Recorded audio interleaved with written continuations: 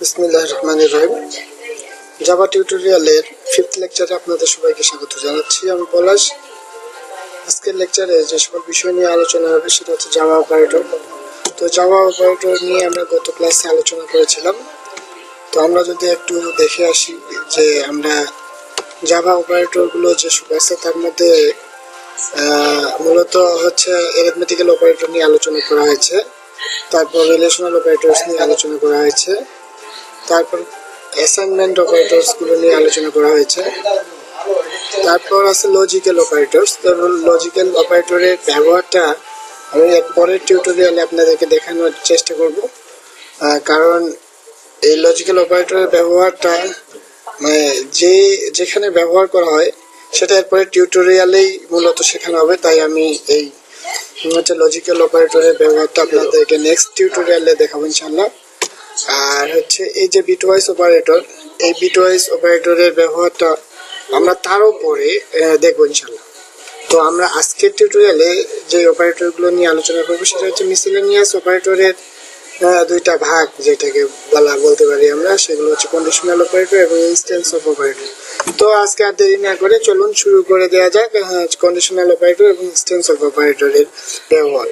তো আমি একটা নতুন ক্লাস নিচ্ছি,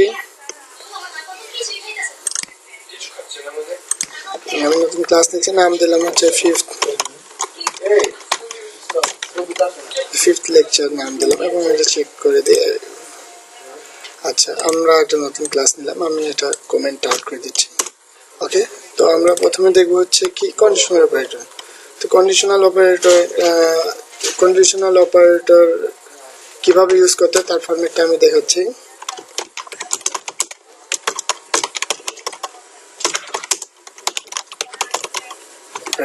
অপারেটর আচ্ছা, আমি ফরম্যাটটা যদি দেখাই তাহলে ফরম্যাটটা হবে প্রথমে কি ডেটা টাইপ, তারপর হচ্ছে ভ্যারিয়েবল নেম,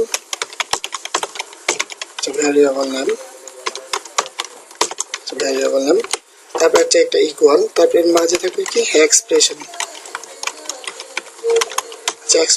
তারপর একটা হোয়াট সাইন, তারপর হচ্ছে ভ্যালু ইফ ট্রু,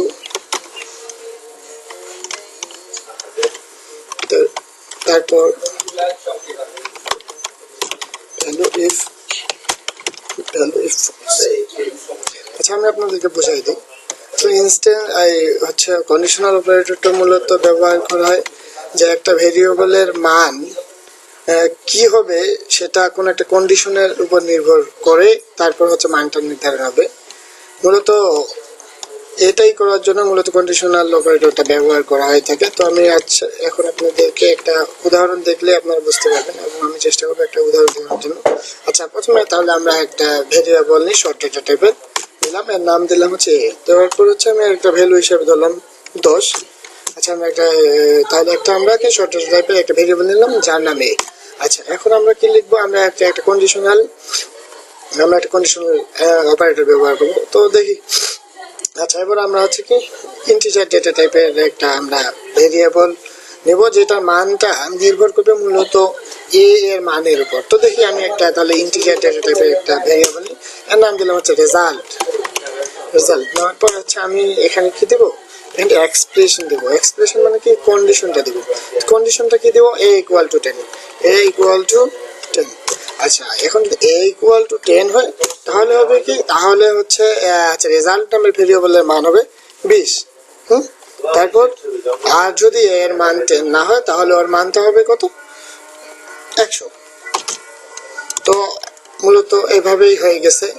তো আমি যা করলাম আপনারা ফরম্যাটে দেখতে পাচ্ছেন যে আমি প্রথমে লিখছি ডেটা টাইপ। তো এই যে এখানে দেখলে আপনি দেখতে পাচ্ছেন যে আমি এখানে ডেটা টাইপটা লিখছি, তারপর হচ্ছে ভেরিয়েবল নেম, তারপর হচ্ছে যে ভেরিয়েবল নেম, তারপর আমি যেখানে ভেরিয়েবল নেমটা লিখছি, তারপর একটা ইকুয়াল সাইন, আমি ইকুয়াল সাইনটা দিছি, তারপর হচ্ছে এক্সপ্রেশন, আমি এখানে এক্সপ্রেশন অর্থাৎ শর্তটা দিয়ে দিচ্ছি কোন শর্তে, তারপর একটা হোয়াট সাইন, আমি এখানে একটা হোয়াট সাইন দিচ্ছি, তারপর কি তারপর হচ্ছে ভ্যালু ইফ ট্রু, যদি এই এক্সপ্রেশনটা ট্রু হয় তাহলে এই ভ্যালুটা হবে, আর যদি এক্সপ্রেশনটা ফলস হয় তাহলে 100 হবে।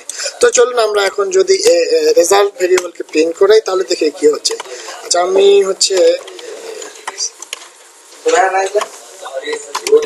আচ্ছা প্রিন্ট লাইন করে আমি যদি এখানে রেজাল্টকে প্রিন্ট করি তো দেখা যাক কি হচ্ছে। আচ্ছা, আমরা বুঝতেই পারছি যে এখানে এর মান 10, সেহেতু এটা ট্রু রিটার্ন করবে, যেহেতু ট্রু সেহেতু এখানে 20 রিটার্ন করবে। দেখি যদি আমাদের প্রোগ্রাম এখানে 20 দেখায় তাহলে আমরা বুঝবো যে হচ্ছে আমাদের প্রোগ্রাম ঠিক মতো কাজ করছে। তো আমি প্রোগ্রামটাকে রান করছি, দেখা যাক এখানে আমাদের 20 রিটার্ন করছে। তাহলে হলো কি, তাহলে কিছু হয়নি, শুধু এটাই হয়েছে যেহেতু এর মান 10, যেহেতু এক্সপ্রেশনটা মিলে গেছে, তাই এখান থেকে ভ্যালু ইফ ট্রু মানে ট্রু মানে এই এক্সপ্রেশনটা ট্রু হলে যে ভ্যালুটা আমি ধরে দিয়েছি 20, তাই এই রেজাল্ট ভেরিয়েবলের মান 20 হয়েছে। আচ্ছা, আমরা একটু কাজ করি, আমরা একটা কাজ করবো কি, 10 এর মানটা চেঞ্জ করে হচ্ছে এই যে 190 করে দিলাম। তাহলে হয়ে গেল কি, এর মানটা হচ্ছে এখানে ফলস রিটার্ন হবে, মানে কি এই এক্সপ্রেশনটা ফলস হয়ে গেল। এই এক্সপ্রেশনটা যখন ফলস হয়ে গেল তখন কি এই রেজাল্ট ভেরিয়েবলের মান হবে কত, রেজাল্ট ভেরিয়েবলের মান হবে 100। তো চলুন এবার আমরা এই রেজাল্ট আবার একই জিনিসকে আমরা প্রিন্ট করি, দেখা যাক 100 এখানে প্রিন্ট করে কিনা। যদি 100 প্রিন্ট করে তাহলে বুঝবো যে আমাদের কন্ডিশনাল অপারেটর ঠিক মতো কাজ করছে। তো আমি প্রোগ্রামটাকে রান করাচ্ছি, তো এখানে আমরা সুন্দরভাবে দেখতে পাচ্ছি যে এখানে আমাদের প্রোগ্রাম 100 রিটার্ন করছে। তাহলে আমরা দেখতেই পেলাম যে আসলে কিভাবে এই হচ্ছে কন্ডিশনাল অপারেটর গুলোকে ব্যবহার করা হয়। মূলত কোনো ভেরিয়েবলের মান, কোনো একটা ভেরিয়েবল বা কোনো একটা এক্সপ্রেশনের উপর যদি আমাদের নির্ধারণ করার প্রয়োজন হয় তখন মূলত আমরা এই অপারেটরটা ব্যবহার করব বা ব্যবহার করার দরকার হয়। তো নেক্সট আমরা যেটা হচ্ছে instance of operator, instance of অপারেটরের ব্যবহার দেখব। তো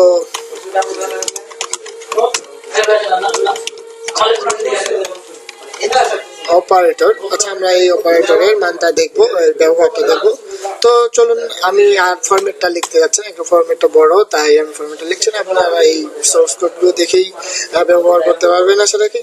তো আচ্ছা, তাহলে আমি একটা স্ট্রিং হিসাবে একটা ভেরিয়েবল নিই এটাকে বোঝানোর জন্য।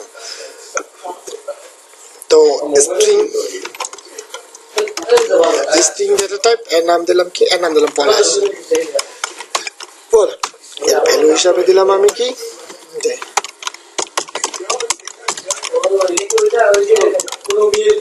আচ্ছা আমি লিখলাম একটা স্ট্রিং, একটা সেন্টেন্স লিখছি। আচ্ছা, তো ইনস্ট্যান্স অফ অপারেটরটা মূলত ব্যবহার করা হয় যে কোনো একটা ভেরিয়েবলের ডেটা টাইপটা কি সেটা জানার জন্য। তো যদি ওই ভেরিয়েবলের ডেটা টাইপটা মানে আমরা যেটা আশা করছি যদি সেটা হয় তাহলে ট্রু হবে, আর যদি আমরা যেটা আশা করছি যদি ডেটা টাইপটা সেটা না হয় তাহলে এটা ফলস রিটার্ন করবে। তাহলে দেখি আমরা ব্যবহারটা ইনস্ট্যান্স অফ অপারেটর। তো আমি কি করব, আমি হচ্ছে একটা বুলিয়ান ডেটা টাইপের একটা কি নেব, একটা ভেরিয়েবল নেব। তো আমি এক বুলিয়ান ডেটা টাইপের একটা ভেরিয়েবল নিলাম যার নাম দিলাম হচ্ছে রেজাল্ট 2, আর রেজাল্ট 2, ঠিক আছে। আচ্ছা, রেজাল্ট 2 নামের আমরা একটা ভেরিয়েবল নিলাম। তারপর কি করব, এই ভেরিয়েবলটা হবে কি, যে হচ্ছে আমরা পলাশ, POLAS পলাশ, আমি ভেরিয়েবলটার নাম দিলাম ইনস্ট্যান্স অফ স্ট্রিং দিয়ে। তাহলে আমরা এটাই হবে কি, এই বুলিয়ান যে আমরা রেজাল্ট 2 নামে যে ভেরিয়েবলটা নিলাম এটা কিছু করবে না, এটা জাস্ট হচ্ছে যে পলাশ নামে যে ভেরিয়েবলটা আছে সেটা ডেটা টাইপ যদি স্ট্রিং হয় তাহলে রেজাল্ট 2 এর মান হবে ট্রু, এটাই। তো দেখি আমরা এখন রেজাল্ট 2 কে প্রিন্ট করি। রেজাল্ট 2 যদি ট্রু রিটার্ন করে তাহলে বুঝবো যে আমাদের প্রোগ্রাম ঠিক মতো কাজ করছে এবং আমি প্রোগ্রাম ঠিক লিখছি। তো আর দেরি না করে আমরা রেজাল্টটাকে প্রিন্ট করি।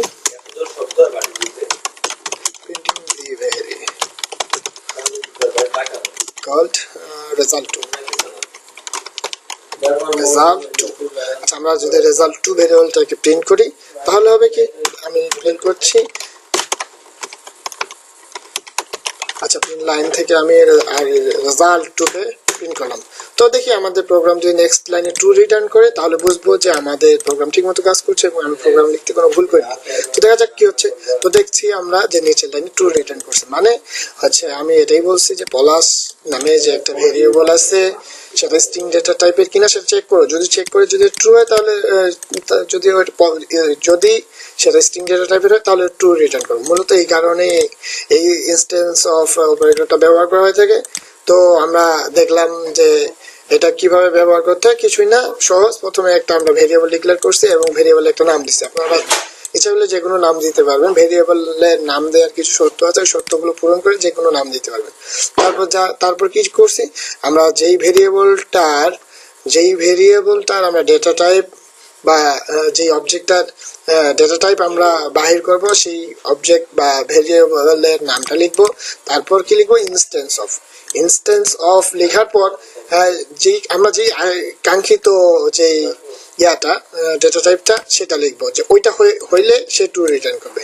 আচ্ছা, আমরা তো যেহেতু এটা স্ট্রিং, তাই আমি এখানে স্ট্রিং লিখছি। আশা রাখি বুঝতে পারছেন। আর না বুঝলে আপনার এই কোড গুলো ভালোভাবে কপি পেস্ট করে বোঝার চেষ্টা করলে বুঝতে পারবেন। আর এটা ট্রু রিটার্ন করছে। তো আমরা আজকের টিউটোরিয়াল খুব শর্ট, আজকের টিউটোরিয়াল মূলত এইটুকুই। আশা রাখি বুঝতে পারছেন। আর না বুঝতে পারলে বা কোনো ভুল শিখায় থাকলে অবশ্যই কমেন্টের মাধ্যমে আমাকে জানাবেন। সবাই ভালো থাকবেন। নেক্সট টিউটোরিয়ালে আমরা যে সব বিষয় নিয়ে আলোচনা করব সেটা হবে লজিক্যাল অপারেটরস এবং কিছু কিছু অন্য একটা টপিক নিয়ে আলোচনা করা হবে, এবং সেই টপিকের ভিতরে আমরা লজিক্যাল অপারেটরের ব্যবহার থেকে দেখাবো। তো ততক্ষণ পর্যন্ত সবাই ভালো থাকবেন, সুস্থ থাকবেন, এই কামনায় সব আল্লাহ হাফেজ।